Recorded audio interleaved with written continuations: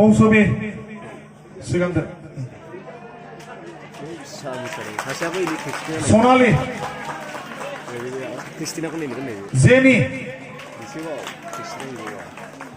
बिथांमोनहा बे साथाम जोङो दाबो फार्स्ट सेकेन्ड थार्डखौ बुङाखै दे दा बे बिथां साथामनि गेजेरावनो 10,000 8,000 आरो 5,000 दङ आरो दा सोरनि खाफालाव गोग्लैदों बेखौ आङो जोख्लोबनानै दोनथ'बाय दे अन्नानै नोंसोर प्लिज नोंसोर बाहेरायाव ओंखारलांनो हासिगोन हेन्डसेक लाना ओरै फ्रन्ट साइडजों फैनानै थांदो ओरैनिफ्राय फै बिबारिनिफ्राय थां जारौ नोंबो थांदो औ नेक्स्ट जारनि थाखाय दे नेक्स्ट जारनि थाखाय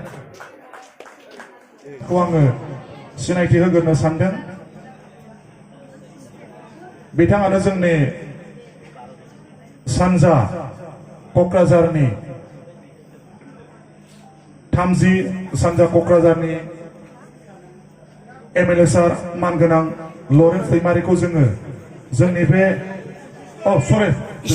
क्षमा खालाम 24थि क'क्राझार रंजालि बैसागु बे हाबाफारियाव बिथाङा गोबाव सम जोङो जिरायफाफैबाय खोब खस्थ' मोनबाय क्षमा खालाम दैमारि फैफ्रांदों आङो दा बिथांखौ रायजोफोरनि गेजेराव आङो सिनायथि होनो नागिरदों आरो बिथांखौ गांसे आर'नाइजों बरायफैनो खावलायबाय बिथाङा जाहैबाय लरेन्स इस्लारि मानगोनां सारखौ बरायबाय आरो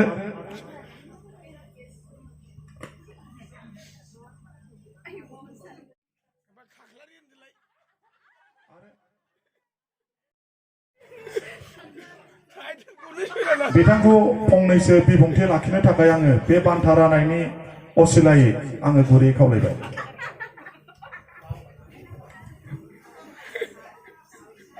क'क्राझार रंजालि बैसागु फालिग्रा आफादनि बानजायनायाव 24थि जे बैसागु फोरबो फालिनाय देग्लाय सानसेनि हाबाफारिजोंल' बे हाबाफारिखौ खुंदों बाव समनि हयथ' आंखालनि थाखाय गोबां आयदा लानो हायाखै अब्लाबो बैसागु खुंग्रि बादायलायनाय जि हाबाफारि लादों बिनि थाखाय आं गिबियावनो खुंफुंग्रा आफाद बिथांमोनखौ साबायखर बावदों जेसेबां अर्गेनाइजार दङ बयखौबो आं बे समाव साबायखर बावदों मोनाबाय आरो बे समाव बिबुंथि खोनासंनायनि बे सम नङा बयबो जों मिथिनो लुबैदों बो खालामनांगौ बोसोरनै जाबाय कभिडनि थाखाय जों बेबायदि गाजा गोमजा जों खालामनो हायाखै देग्लाय गोबां जायगायावनो रंजालि बैसागुखौ फालिदों सानफ्रामबो आंबो प्रग्रामफ्राव बाहागो लाबाय थादों लानो मोनदों दिनै मोननैसो आफादा सिलभार जुबलिमोन दा बेबायदि देग्लाय खुब गाजा गोमजायै फालिदों दा जोंनि जे आंगो फोरबो बैसागु बेखौ जों बोरै साबना हामना खालामलांनो हायो बिनि थाखाय नाजालायनाया जोंनाव थानांगोन आरो बिनि थाखाय जायफोर अर्गानाइजार आं बिथांमोनखौ खावलायनो सानदों दहाय बिथांमोना बुंदों खालमासि सिलभार जुबलि जागोन बिनिखायनो देग्लायनिफ्रायनो जाहाथे जों थाम थिम जायो मोजां रोखोमै जों जेन' खालामनो हायो क'क्राझार टाउननि जे बैसागु बयनिख्रुइ साबसिन हामसिन जेन' जायो गोरों गोरा थानाय जायगा होननानै बुङो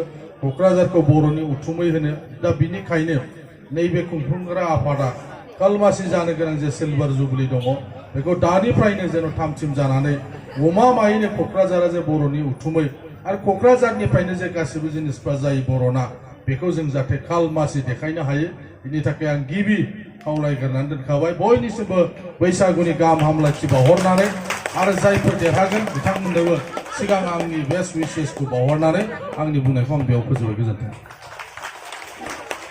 मानगोनां एमएलए सारनिसिम मौसुमि बसुमतारी सिगां एसे सिगां आङो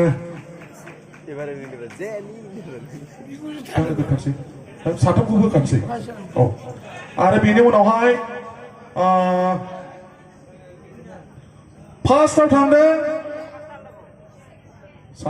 सानैनि गेजेराव सोर मोनथाव Jenny and Jenny. Oh, Gaura. Jenny. Yes, Jenny Nursery.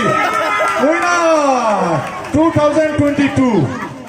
आरो थाबा जाहैबाय सनालि बसुमतारी. Jenny मा. आच्छा. र' गानहोगोनसै. आङो फार्स्टआवनो मानगोनां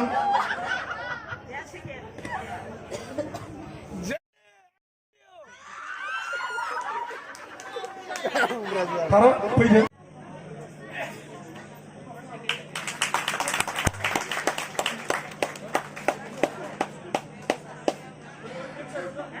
Gaura मुखुर गानोबा Jenny नै.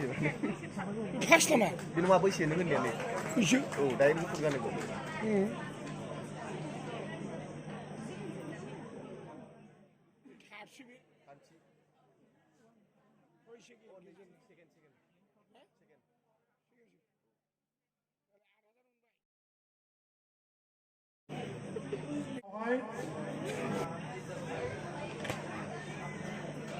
मुकुट गानो हरफिनदो.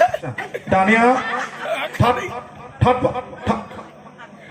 बान्थाखौ होनो थाखाय आङो जोंनि खुंफुं आफादनि आयो बैसागु Jenny.